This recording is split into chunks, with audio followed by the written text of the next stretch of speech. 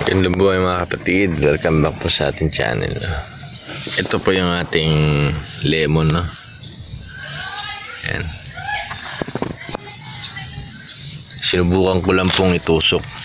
Galing po itong cuttings po ito sa lemon na green. Ayan po, may maraming bunga. Ayan po, daming bunga. Ayan. Cuttings po yan. Po yan ng ating lemon. Ito siya, pinagtripan ko lang na tinusok ko lang dito sa punlaan ko yan kasi may mga punlaong talong tapos may kangkong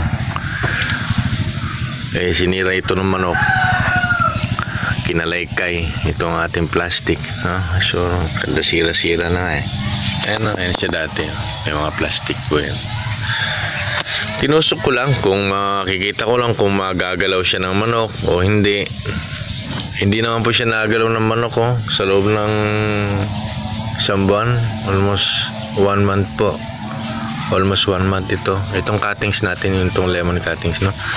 Kung mapapansin niyo po, meron na siyang malilit na dahon. Hindi ko lang meron siya malilit na dahon. Ayan sa baba, ayan ito po, may mga dahon na try ko lang i-cutting ito.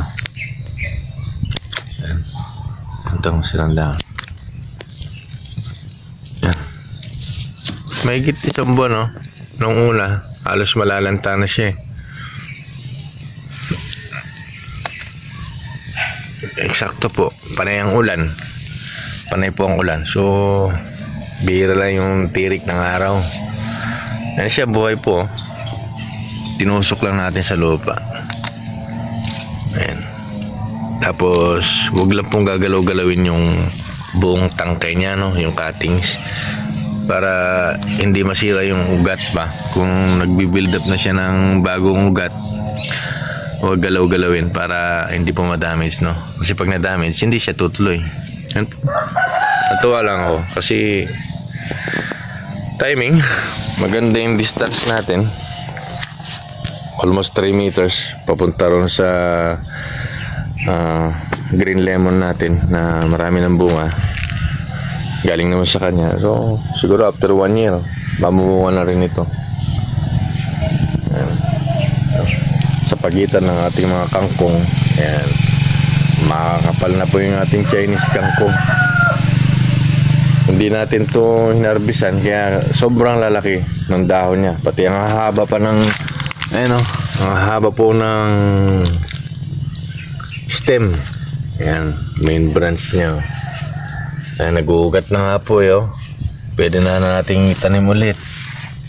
Ayan magdala ako sa opisina nito, itatanim sa opisina. May libre ka ng kangkong sa opisina.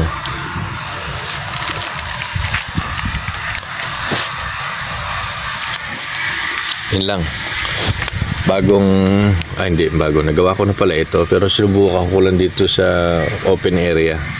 Hindi naman nagalaw siya ng manok, so kaya po mabuhay, ito po, kaya niya po mabuhay. Tusok lang, basta walang galawan, hindi magalaw ng manok, okay po siya.